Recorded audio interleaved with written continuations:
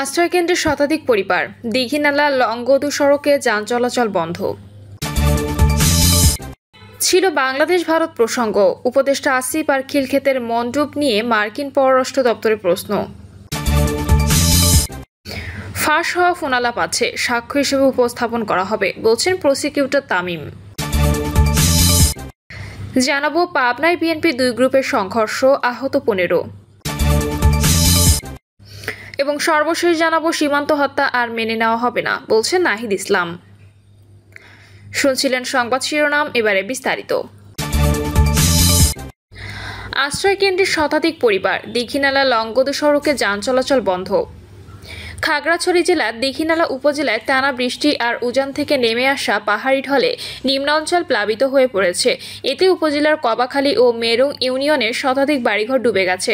হঠাৎ পানি বাড়তে থাকায় ক্ষতিগ্রস্ত পরিবারের মানুষজন নিরাপদ আশ্রয়ের খোঁজে বিভিন্ন আশ্রয়কেন্দ্রে উঠতে বাধ্য হয়েছেন।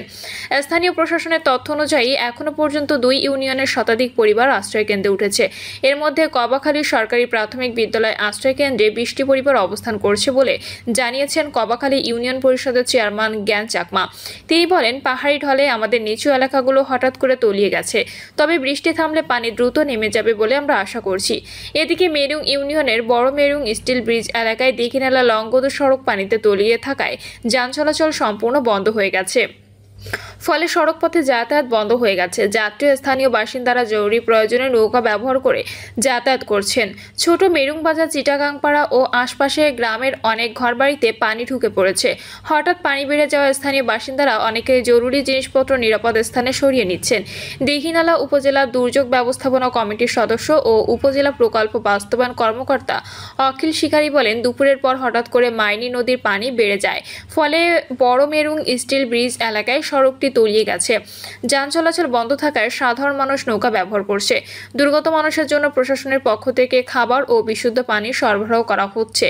তিনি আরও বলেন, বর্তমানে উপজেলার 5 শতাধিক মানুষ বিভিন্ন আশ্রয়কেন্দ্রে অবস্থান করছেন।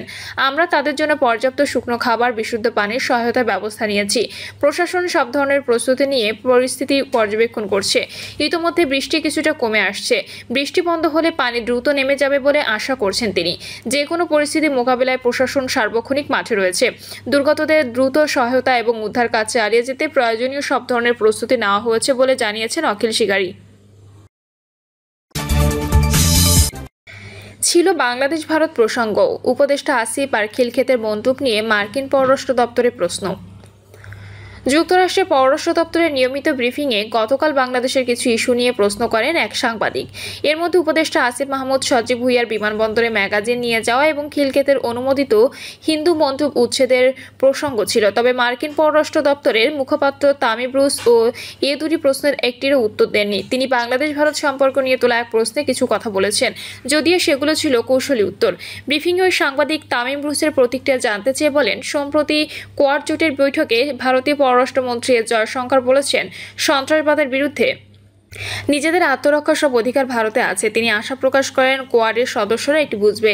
বাংলাদেশের সঙ্গে ভারতের দীর্ঘ সীমান্ত রয়েছে। এই বিষয়টি বিবেচনা করে সঙ্গে গত সপ্তাহে বিমানবন্দরে গত বছর সরকার বিরোধী আন্দোলনে ব্যবহৃত গোলাবারুদ অন্তর্বর্তী সরকারের উপদেষ্টা আসিফ মাহমুদের লাগেজে পাওয়ার বিষয়টি নিয়ে এবং গত সপ্তাহে বুলডোজার দিয়ে হিন্দু দুর্গা মন্দির ভাঙার বিষয়টি নিয়ে আপনার প্রতিক্রিয়া কি?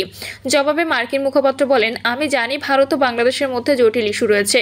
আরও তথ্যের জন্য আমি আপনাকে state.gov এর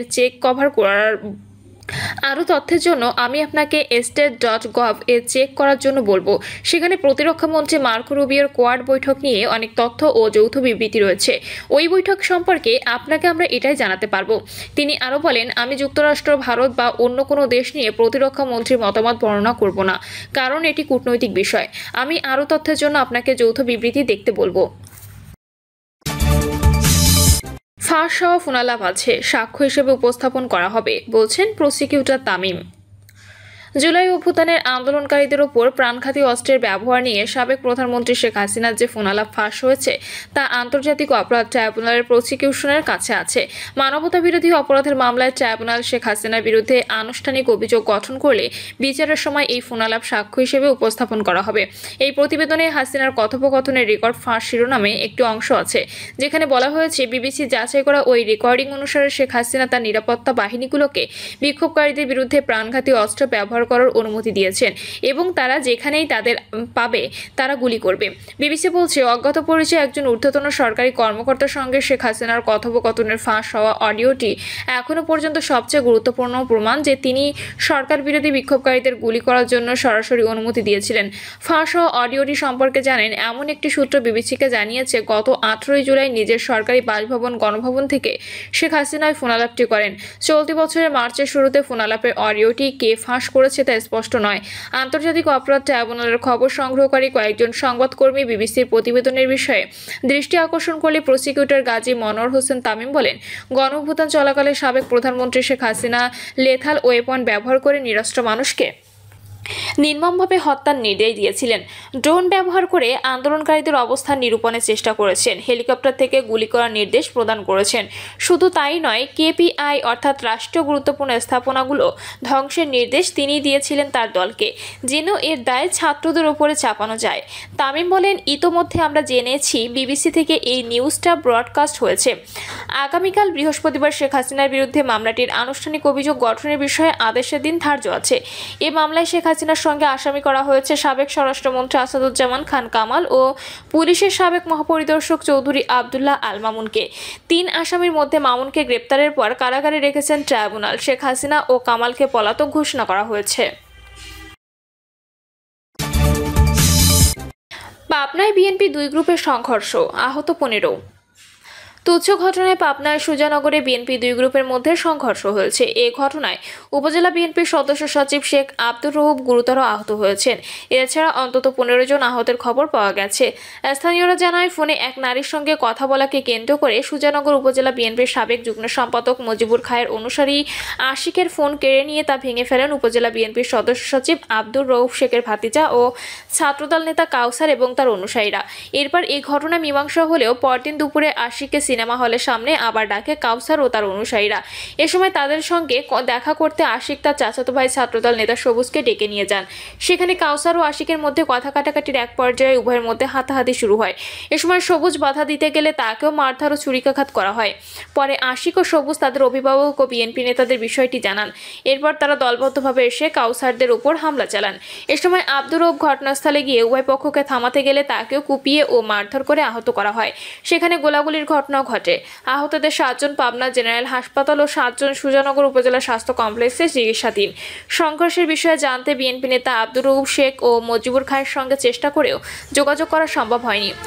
সুজানগর উপজেলা বিএনপি আহ্বায়ক তৌফিক হাসান বলেন, সংঘর্ষের ঘটনাটি দলীয় কোনো বিষয় নয়, আঞ্চলিক বা ব্যক্তিগত বিষয়। তবুও এ ধরনের অপ্রীতিকর ঘটনা নিন্দনীয়।